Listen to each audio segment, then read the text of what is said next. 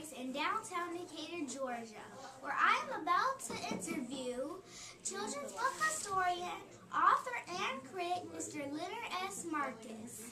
Hi. Thank you for being here today. It's a pleasure. It's very nice to meet you. Nice to meet you too. So, what was life like for you growing up in Mount Vernon, New York? Well, Mount Vernon is about 30 miles north of New York City. And I grew up in a small house with a little yard, and I had an older brother and an older sister. And I got to my school for the first 7 years from kindergarten onward was right across the street, so it was very easy for me to get there.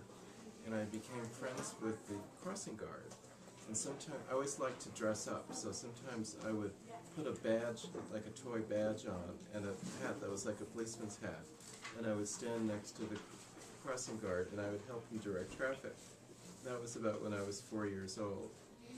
And in my school, we had a very good library, and the librarian wanted to encourage us to write if we were interested in doing that. So in 5th grade, I joined the writing club, and we each had to write stories and then make a little album out of it.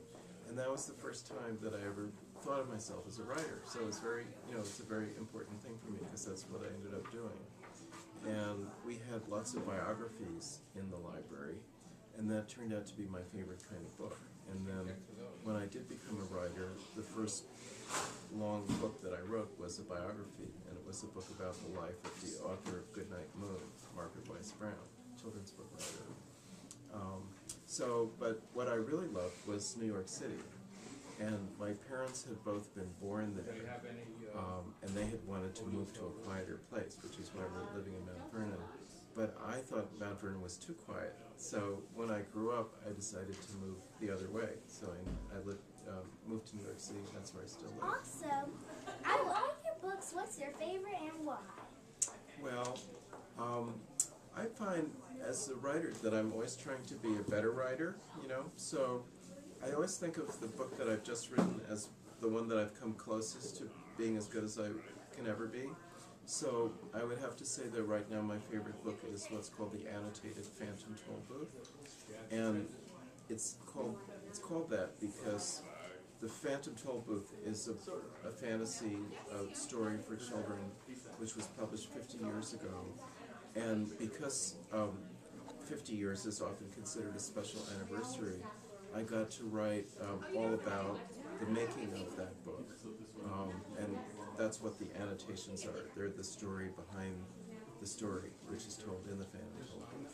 So I spent about a year and a half working on that. And the author, Norton Juster, who's here at the bookstore with us today, and I got to be friends. And he told me a lot about what it was like to work on the book. And then I also did a lot of research in libraries and put it all together. So it was a very exciting project. It was really enjoyable. How old were you when you started writing stories, and what was your first story about?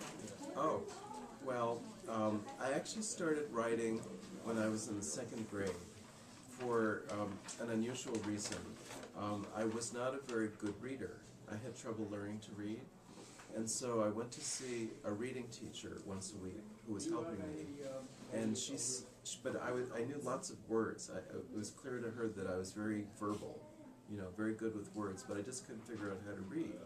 So she said, why don't you try writing a poem for me, and then next week you can read it to me. So because I had written the poem myself, it was very easy for me to read it. And that was the first thing I ever tried to read without, and didn't have any trouble doing it, because I was the author. So I began to have a very good feeling about writing after that, because it was something I could do. And then in 5th grade, when I was in that writing club, I wrote a very long story about Abraham Lincoln. So I guess that was my first story, because I was so interested in his life and in history in general. I agree too. He was a very generous man. Mm-hmm. And a very tall man, too. I'm in the process of writing a book. What advice can you give me and other kids aspiring to write a book? Well, the main thing would be to write about something you really care about. So I bet you are doing that, right? A story that you really want to tell. And then another good piece of advice is to read it out loud and listen to how it sounds to you. Because very often, when you write something the first time, you don't really know how it's going to sound. But if you say it out loud, you'll begin to hear what parts of it feel just right and what parts of it might need a little more work.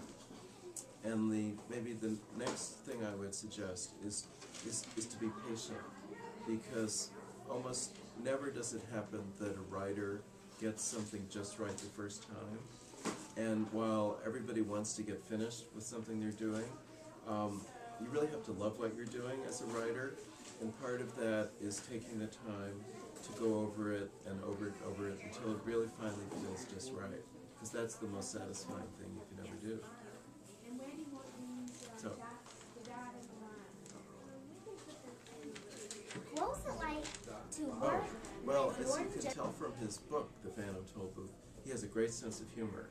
So there was never a time that we spent together when we weren't laughing a lot.